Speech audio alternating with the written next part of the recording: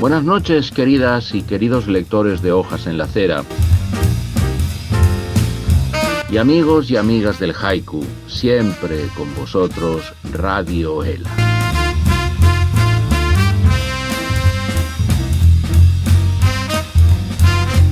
Esta noche tenemos a un viejo amigo de los primeros tiempos de Hojas en la Acera, Fernando Cid Lucas. Con nuestro amigo Fernando tenemos mucho de qué hablar. Es un gran conocedor de la cultura japonesa. Graduado en Letras, mención Letras Modernas por la Universidad Guglielmo Marconi, Roma, Italia. Máster en Materias Lingüísticas y Didácticas por la Saint Camillus International University de Roma. Y posgrado en Lenguas Modernas para la Comunicación Internacional por la Universidad Guglielmo Marconi. Ha cursado en materias antropsicopedagógicas, título expedido por la Universidad E-Campus de Novedright, necesarios para ejercer la docencia en Italia. Examinador DELE del Instituto Cervantes en todos los niveles. Es investigador asociado del Instituto de Investigaciones Socioeconómicas de la Universidad Católica Boliviana, San Pablo de la Paz, Bolivia. Y ha realizado numerosos cursos y seminarios dedicados a la enseñanza del español e impartido conferencias y seminarios al respecto. Y tiene bastantes libros publicados, tanto de haiku como diversos temas sobre la cultura japonesa, como la narrativa japonesa del Genji Monogatari al manga, editorial Cátedra. ¿Qué es Japón? Introducción a la cultura japonesa, editado por la Universidad de Extremadura. Japón y la península ibérica, editorial Satori, y muchísimos más aparte de artículos en publicaciones como Hojas en la Acera. Hablaremos con él de todo esto, haciendo hincapié sobre todo en el haiku. Pero Fernando no viene solo. Le acompaña Gino Tramontana, quien ha coordinado su tesis en Italia. Gino nació en Reggio, Calabria. Es profesor de literatura española en la Università degli Studi Guglielmo Marconi en Roma. Se doctoró con mención internacional por la Universidad Complutense de Madrid, con una tesis titulada La poética del hiperrealismo obsceno en la obra de Pedro Juan Gutiérrez. El tema principal de su investigación es la literatura cubana contemporánea.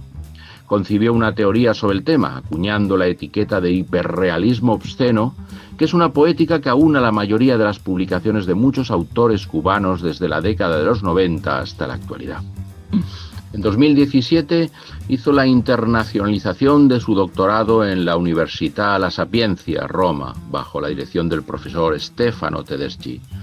En 2018 ha sido graduado en Nueva York en el Departamento de Español y Portugués. Es miembro de AISI, Associazione Italiana Studi Iberoamericani, y ha publicado numerosos libros como en 2023, El aislamiento como forma de regreso, el aión en la obra de Zoe Valdés en Cuban Studies. 2022, Cuba e la cultura hip hop. 2022, Pedro Juan Gutiérrez, no lo llamemos realismo sucio, en cultura latinoamericana.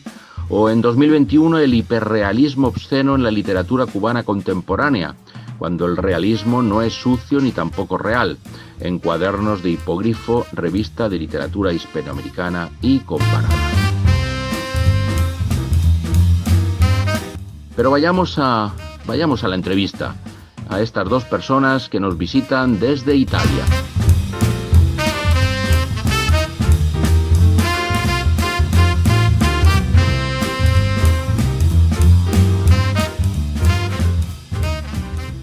Hola Fernando, creo que nos hablas desde Senigallia, Italia, junto al mar Adriático. Recibe un fuerte abrazo desde la península ibérica. Y cuando quieras, comenzamos esta entrevista que seguro va a ser del interés de todas y todos los oyentes de Radio Ela. Hola Enrique, así que gracias por tu invitación. Te hablo desde Senigallia, que sigue la lluvia y el viento, y bueno, pues aquí estoy listo para responder a tus preguntas, así que cuando tú quieras, adelante. La primera pregunta creo que es inevitable. Viviendo en Italia, ¿cómo se ve el haiku allí? ¿Y cómo desde allí se observa la producción de haiku en castellano? Bueno, Enrique, desde que yo llevo aquí viviendo en Italia, creo que es algo más ya de 5 años, con el haiku creo que sucede igual que en España. No dejan de publicarse libros y libros de muy buena calidad, traducciones desde el japonés original, ensayos también escritos, firmados por gente muy, muy solvente. Hay también muchas asociaciones de haikus, hay mucha actividad en redes sociales y en internet, y yo creo que sigue yendo a más. La pregunta que me dices de cómo se ve el haiku en castellano en Italia ya es más difícil de responder porque no sé si hay mucha conexión. Yo creo que, claro, el idioma es una barrera. Sí he tenido la suerte de conocer, no en persona, a través de correos electrónicos y porque colaboró también en una revista que yo coordinaba, a una gran traductora y una persona que sabe mucho de haikus, Irene Starace, que creo que durante un tiempo estuvo viviendo en España y luego volvió en Italia y es autora de un libro, el gran libro del haiku, una antología que es muy, muy respetada. Y bueno, pues ella puede ser como una especie de puente, ¿no? Podríamos decir, entre España e Italia. Y conociendo como conoces el haiku en castellano, ¿dónde crees que se encuentra en este momento? ¿Tocando techo? ¿O por el contrario aún debe recorrer mucho camino hasta llegar a la esencia del haiku japonés? Bueno, y el momento actual del haiku en castellano, pues yo creo que se irá mejor. Creo que se ha hecho mucho. Creo que si hacemos un poco de historia, vemos el recorrido, la bibliografía que existía, la bibliografía que se ha ido publicando. Recuerdo los libros de Hiperión, evidentemente, el manual de Rodríguez Izquierdo, los textos de Antonio Cabeza, luego los libros fundamentales de Vicente Aya, las traducciones de autores que han llegado después, y yo creo que se irá más la traducción de textos teóricos. Pienso en el manual de Seicota y Elena Gallego, y gente joven, traductores jóvenes. Yo creo que se irá siempre a más. Creo que llegarán no solamente a autores o obras que se irán traduciendo, sino que también llegarán textos teóricos que se van a traducir y que seguramente van a ayudar a conocer mejor y a percibir mejor esta estrofa. Yo quiero creer que se irá siempre a más con el paso del tiempo, que cada uno podrá aportar su granito de arena y que siempre iremos a más. ¿Podríamos decir que el haiku es el poema de los sentidos? Bueno, haiku, poemas de los sentidos. Claro, con la justificación pertinente, sí, pero no quiero poner esa etiqueta de exclusividad. Quiero decir que no lo sé. Por ejemplo, cuando me viene a la cabeza algún soneto de Quevedo, por ejemplo, ¿no? Yo recuerdo porque mi profesor de literatura en el colegio casi nos lo hizo aprender de memoria, ese que comienza: hijos que me heredáis la calavera, ¿no? De Quevedo. También es un poema, es un soneto de los sentidos. Casi uno ve la imagen de esos huesos, casi uno puede oler esa muerte. Pero también el autor, si no recuerdo mal, también habla del comer, ¿no? Del sentido del gusto y del beber, incluso del hambre. Entonces no creo que sea algo en exclusiva del haiku. Creo que si rebuscásemos en las poesías, en las líricas tradicionales de otros países, también encontraríamos esos poemas de los sentidos, y sin que sea algo que pertenezca al haiku o a la lírica japonesa. He puesto un ejemplo banal, pero también en Italia he encontrado poemas excepcionales también de los sentidos de un autor también excepcional, Guido Gozzano. Entonces creo que no tiene la exclusiva, desde luego. Hace poco leí esta frase de Roland Barthes en un texto de Julia Jorge. Decía así: Con ese poco lenguaje se trata de hacer lo que el lenguaje no puede hacer, suscitar la cosa misma. Y te pregunto, ¿es lo mismo que el espíritu de Sasei, esbozo, bosquejo de la realidad que decía Siki? ¿No engañar a lo real que pueda contener el haiku con nuestro alarde de literatos? ¿Suscitar la realidad sin el engaño de la ficción? Bueno, y en cuanto a Shasei que mencionas de Shiki, no sé si he entendido bien la pregunta. Lo que yo entiendo por un bosquejo, por unas líneas maestras, dejar esas líneas maestras y una interpretación también para el lector que ponga algo de su parte, ¿no? Hablas de los poemas, de los haikus de Shiki. A mí, desde luego, que es una idea que me atrae. Y bueno, si vamos más allá de la poesía, vamos allá del haiku, también pienso en la mayoría de las obras incompletas de Leonardo da Vinci. Pero yo no necesito el lienzo completo, no necesito el cuadro completo. Pienso ahora en la Adoración de los Magos. Es un cuadro que está inacabado, o el San Jerónimo también. Pero yo no necesito ni una sola pincelada más también. Evidentemente en el San Jerónimo está el cuerpo humano, ¿no? La anatomía del hombre. En la adoración hay animales, hay hombres, hay arquitectura, todo copiado del natural, pero no necesito que el cuadro esté acabado para percibir la verdad y sobre todo la intencionalidad del autor. No es que me dice menos que una adoración o una iconografía de un santo que esté terminada, que el autor diese por acabado en absoluto, o las esculturas de Rodin, por ejemplo, ¿no? O pienso también en estos libros de filosofía de Nietzsche, que son casi fragmentos, ¿no? Que insinúan. Pero bueno, eso ya es ir un poco más allá. Pero si me quedo con el ejemplo pictórico que te decía de Leonardo da Vinci, no necesito ni una sola pincelada más para percibir lo que él quería transmitir. Y bueno, pues con los poemas de Shiki, creo que me pasa también lo mismo. No necesito tener un todo completo para entender, para comprender, creo que bastante bien lo que el escritor quiere comunicar. Has escrito un libro muy interesante donde parece que aunas la tradición literaria japonesa más antigua con la más actual. Nos referimos a la narrativa japonesa, del Genji Monogatari al manga. ¿Cómo puede entenderse esa relación? Y siguiendo esta pista, ¿por dónde puede entrar el haiku en el público más joven? Y bueno, lo que dices sí, es muy interesante. ¿Por dónde puede entrar el haiku en el público más joven? Yo creo que hay un público joven que está de lleno en el haiku.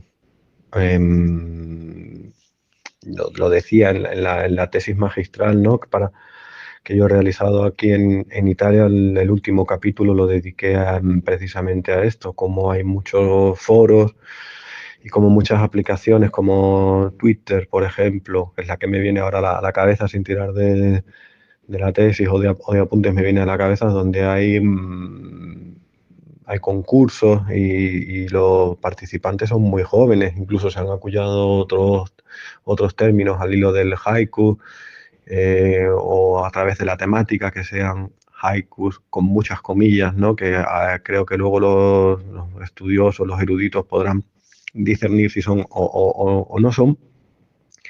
Como digo, temáticas dedicadas, recogía en esta tesis, a Star Trek, por ejemplo, o a la ciencia ficción. Entonces creo que ellos han entrado y no hay un movimiento que tenga que permanecer o que se mantenga inalterado. Todo cambia, todo se transforma. Los primeros sonetos también italianos pues cambian la métrica y varían si los leemos, depende de si los leemos en Portugal, en España o en Inglaterra o en Francia. Y yo soy de la opinión, creo que las cosas tienen que cambiar y tienen que variar y se llegan a descubrir cosas muy interesantes, ¿no? Y- pero no creo que nada tenga que permanecer inalterado. Hay incluso, bueno, yendo ahí a la broma, hay haiku que se realizan a través de apps que tú descargas en tu teléfono, creo que se llama Haiku Generator. Entonces tú introduces una palabra y la aplicación te genera de manera automática el haiku. Bueno, pues si eso sirve para que alguien se interese, vaya a leer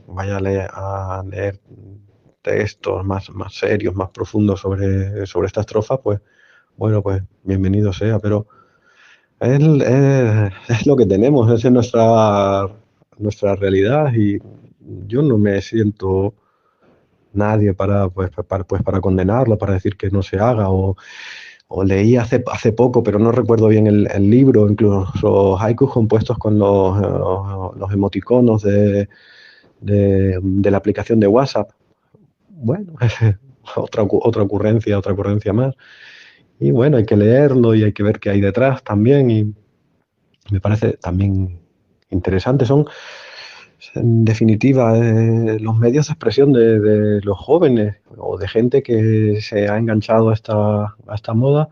Y es interesante también ver y analizar hacia dónde va y dónde llega.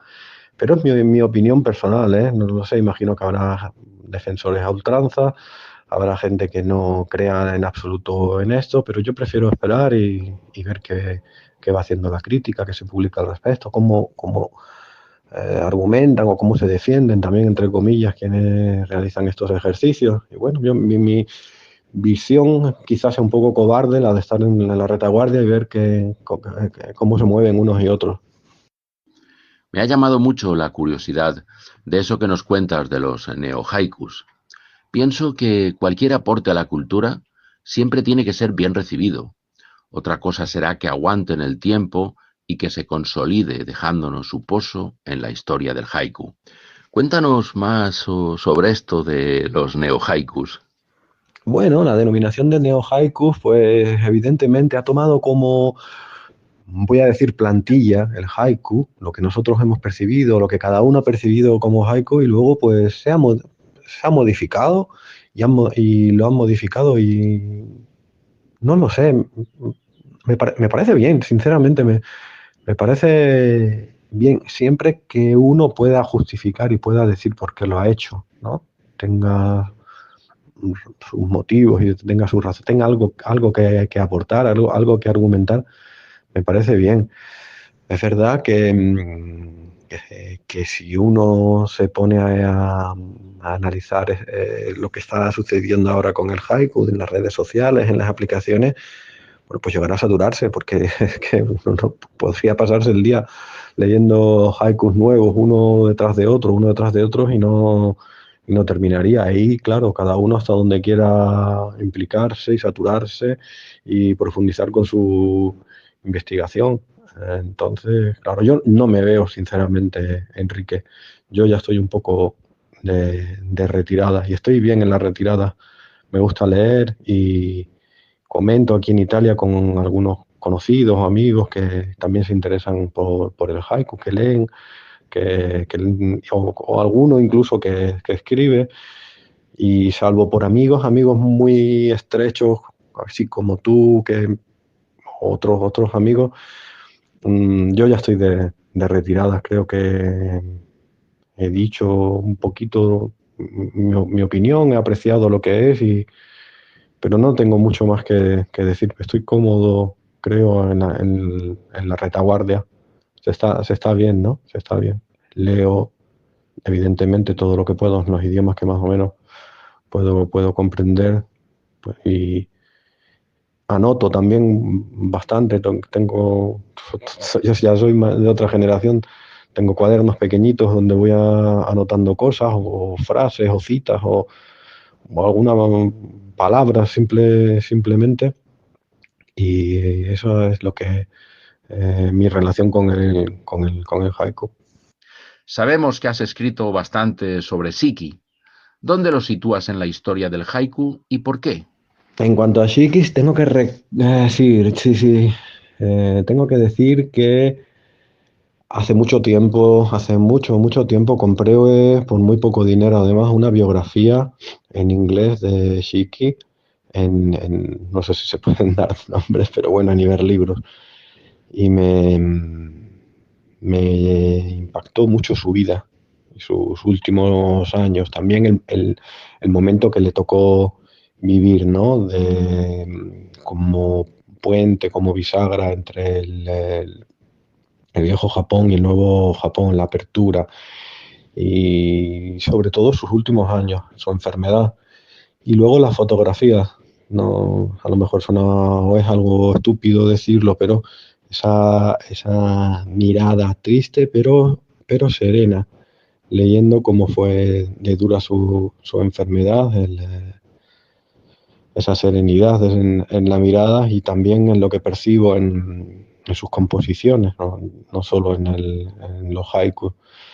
No tiene que ser sencillo, o imagino que tendría sus momentos de desilusión y de desesperarse, pero el escribir con esa dignidad y con esa serenidad, como digo, puede ser aparente, puede ser solamente recogida en ese momento de composición, pero yo era bastante más joven y me llamó la atención eso, sobre todo, como digo, esa mirada de la fotografía. No sé si es un momento, no sé si es un argumento de peso, pero la respuesta es sincera. Y ya por último, preguntarte por la tesis que estás trabajando. ¿Qué nos puedes decir de ella? Y por supuesto, felicitarte por ese trabajo. Bien, Enrique, y en cuanto a la tesis, pues bueno, fue la tesis, el trabajo, la elaboración final para conseguir un posgrado aquí en Italia. Libremente propuse el tema a, a mi director, al profesor Gino Tramontana. Él aceptó desde el primer momento. Tuve la suerte de dar con un tutor que además estaba interesado en esta estrofa. Y para mí fue todo muy sencillo, fue coser y cantar, leer, completar la bibliografía que yo conocía con algunas sugerencias suyas y fue un trabajo gustoso, la verdad, realizarlo. La defensa de la tesis fue bien, me acompañaron algunas compañeras de la universidad que quisieron estar presentes.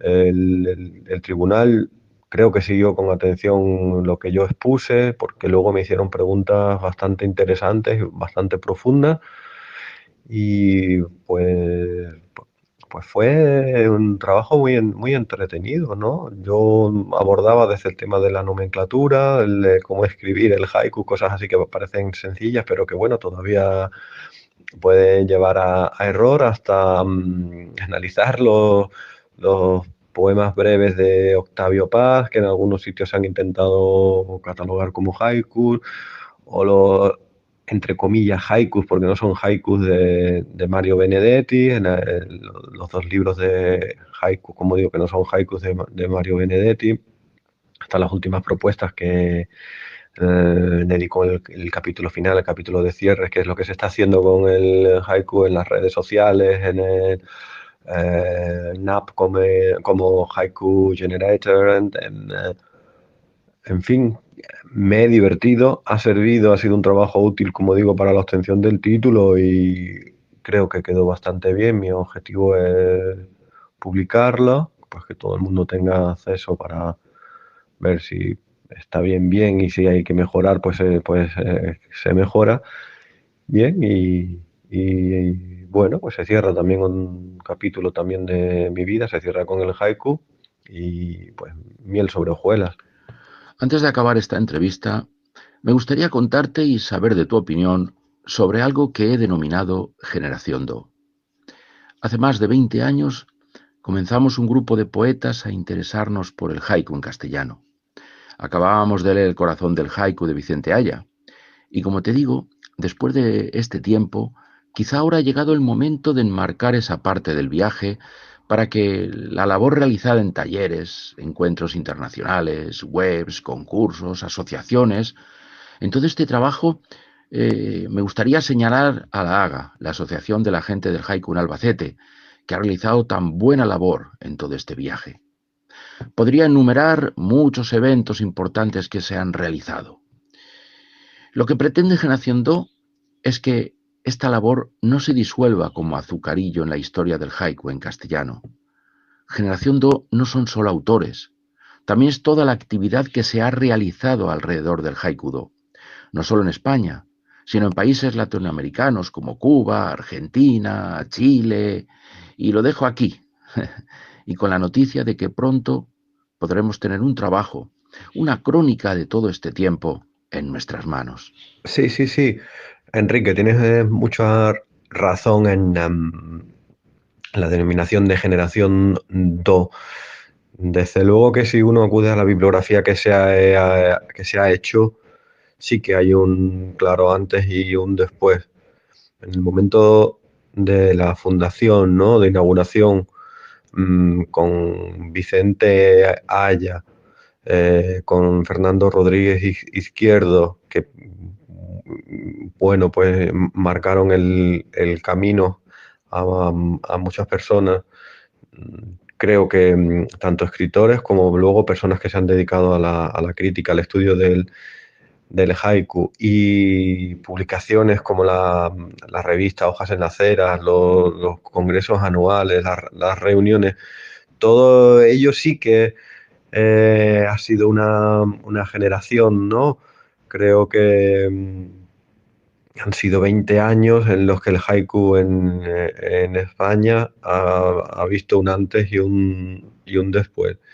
Y me parece muy interesante también el hecho de que luego, como me has adelantado tú, se vaya a recoger en un libro, que se tenga una publicación al respecto para que todavía quede mucho más claro ese concepto de lo que se pretendía y los frutos que ha dado o que hemos recibido en esos 20 años.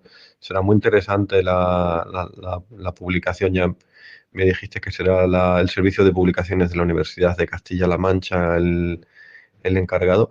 Creo que además, pues mejor editorial imposible, creo que es justo que sea así.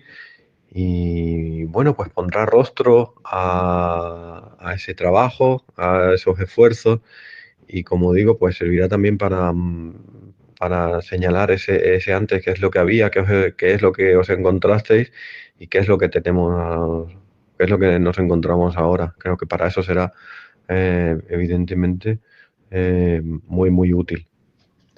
Bueno, Fernando, puedes pedirte con un fuerte abrazo y ha sido un placer el tenerte aquí en Radio ELA. Te deseamos lo mejor y, por supuesto, esperando ya tu próximo libro que tanto nos ilustra sobre el haiku como la cultura japonesa que tanto conoces.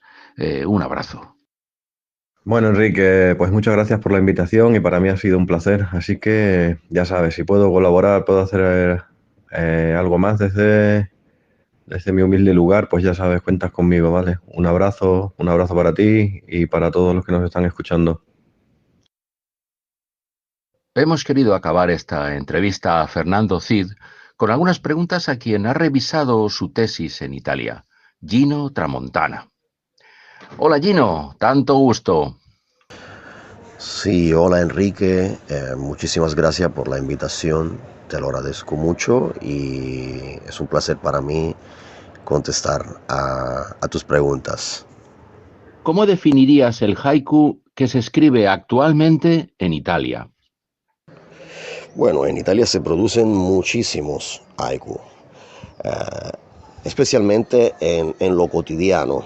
en lo que es la parte extemporánea de una producción poética. Me refiero a lo que mucha gente suele escribir en un cuaderno, ¿no? Anotar algo en un cuaderno, en un móvil. Al mismo tiempo, considero que la mayoría de la gente aquí desconoce los aspectos estéticos, técnicos, históricos del haiku. La mayoría de la gente se ha acercado al haiku en los últimos 10 años, 15 años, gracias a las redes sociales. Mucha gente desconocía totalmente lo que era el haiku. Y luego, gracias a Facebook, Twitter, Instagram, muchísima gente ha llegado a conocer esta expresión poética. Y mucha gente, equivocándose, ha empezado a pensar que era una forma muy fácil de hacer poesía, porque versos tan cortos. La equivocación está en pensar que como son versos tan cortos, al mismo tiempo es tan sencillo y tan fácil producir poesía. Y de ahí se ha llegado a varios intentos de escritura de haiku. Pero realmente creo que no haya un concepto técnico e histórico del haiku. Y me refiero, estoy hablando ahora de la parte extemporánea de una producción poética en lo que es el diario, ¿no? Todos los días, lo que cada uno hace escribiendo o dedicándole un pensamiento, una poesía a otras personas, o lo que uno va anotando en un cuaderno o en un móvil. Bajo un punto de vista específico, literario, es muy complicado para mí contestar a tu pregunta, porque Italia es el país donde menos se publican poesías. Las editoriales casi no publican poesía. Y entonces es prácticamente imposible al día de hoy entrar en una librería y encontrar un libro que contenga haiku o ver presentaciones literarias en las que autores y autoras presenten una producción de haiku, porque en realidad es complicado. Es complicada la idea de la poesía en Italia. Yo sé que puede parecer algo paradójico, ¿no? Porque estamos hablando de todas formas de un país como España también, por supuesto, un país muy importante para la historia de la poesía, de la producción poética, para la producción del pensamiento, para la producción de la filosofía. Pero lamentablemente hace ya muchos años que se ha limitado bastante, demasiado, la producción, la divulgación, la distribución de contenidos poéticos y de poesía de cualquier forma, que sea el haiku o que sea otra tipología de producción poética. Entonces sí, realmente es bastante difícil para mí contestar de forma exacta a tu pregunta bajo ese punto de vista. Y mirando a los clásicos japoneses, Basho, Issa, Buson, Santoka, Shiki, incluso Chiyo, no menos importante, ¿quién crees que ha influenciado más en el haiku que escribimos actualmente en Occidente? Bueno, a nivel global no sabría realmente decirte. Te puedo decir, por ejemplo, en Italia, las influencias por donde han llegado. Vuelvo y repito lo que te dije anteriormente. Ya en Italia, a nivel más amplio, a nivel de editoriales, a nivel de distribución, casi no se producen haiku, no se distribuyen haiku. Es más bien algo extemporáneo en el día a día de cada persona. A nivel más literario, a nivel literario, tuvimos una temporada en la que sí el haiku tuvo una fuerte influencia en la producción poética italiana. Y todo ha empezado con Mario Chini. Y estamos alrededor del 1915-1916. Hubo una antología que se llamó Attimi, y esa antología reproducía exactamente producciones poéticas en el estilo del haiku. Luego, bueno, un fuerte intercambio estuvo en Italia dentro del 1920, el 1922. Hubo una colaboración con Haruki Shimoi, que conoció personalmente a un poeta italiano, Gabriele D'Annunzio, y se editó y se publicó una revista que se llamaba Sakura, que tenía adentro producción de haiku y hablaba de composiciones poéticas japonesas, y de ahí varios intelectuales y varios poetas italianos se acercaron, se le ha despertado el interés y la curiosidad hacia el haiku, y se empezó a experimentar. Y tuvimos varias experimentaciones. Tuvimos, por ejemplo, Ungaretti, que ha utilizado la métrica haiku en varias producciones poéticas. Tuvimos Quasimodo, por ejemplo. Bueno, a ver, ahora te voy a poner también ejemplos. Tuvimos Umberto Saba, tuvimos varios autores, pero me refiero a una temporada que ya no tiene nada que ver con la contemporaneidad. Te puedo decir como ejemplo específico una poesía muy famosa de Quasimodo, de Salvatore Quasimodo. Una composición que se hizo en 1930 y que se llama, el título es Ed è subito sera, y que dice: ognuno sta solo sul cuor della terra, trafitto da un raggio di sole, ed è subito sera.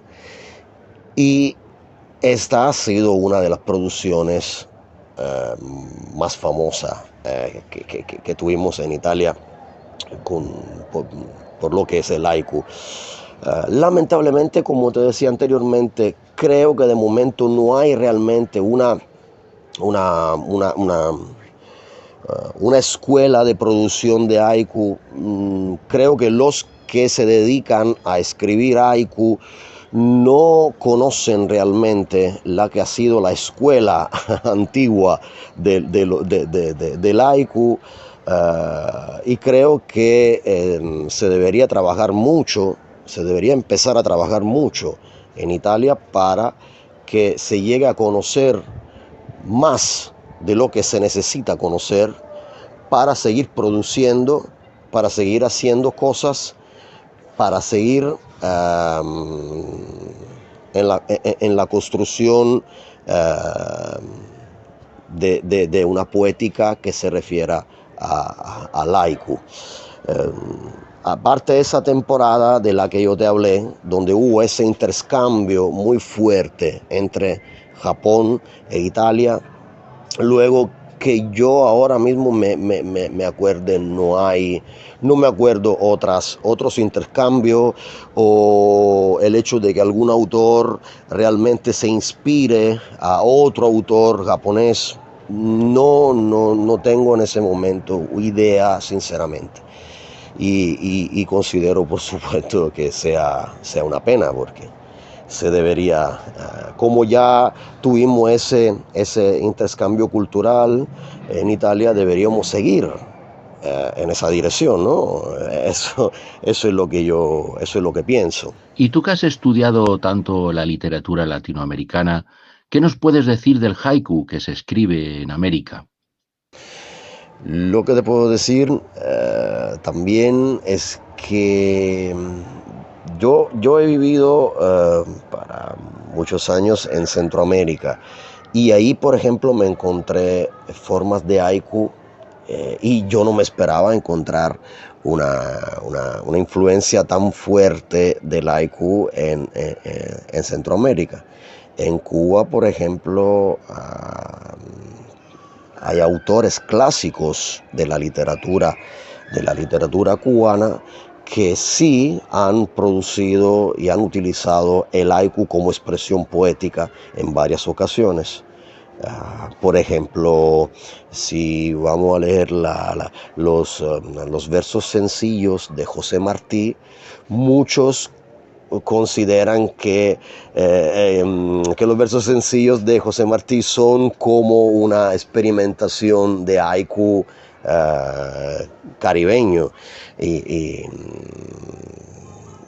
bueno, hay varios. Hay Nicolás Guillén, por ejemplo, que ha utilizado la expresión del haiku, y José Lezama Lima. De Lezama Lima, por ejemplo, bueno, los gallos cantan, miden de pico a pico la madrugada. Y hay varias expresiones, varias composiciones de Lezama Lima que son así.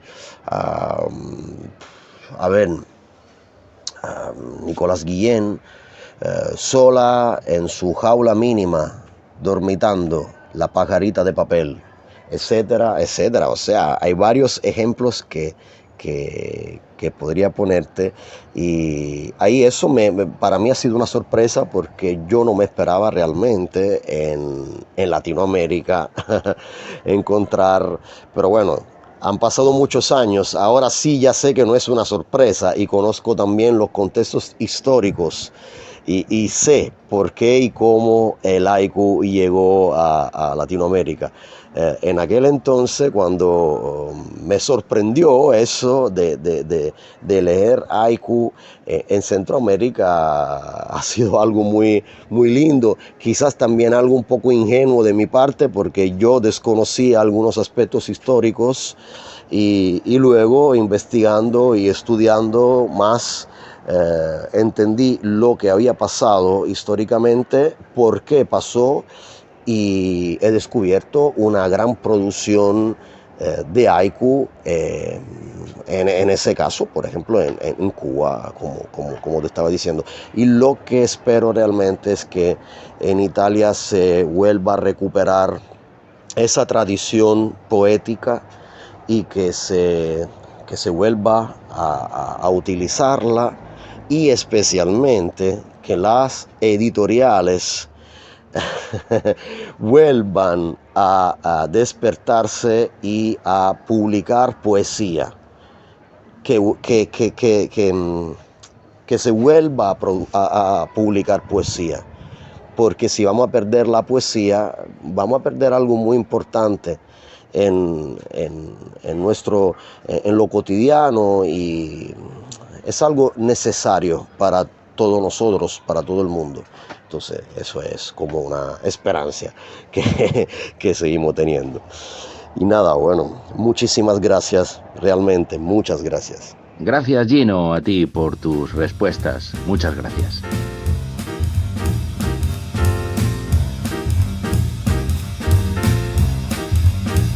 Y no tengo nada más que decir.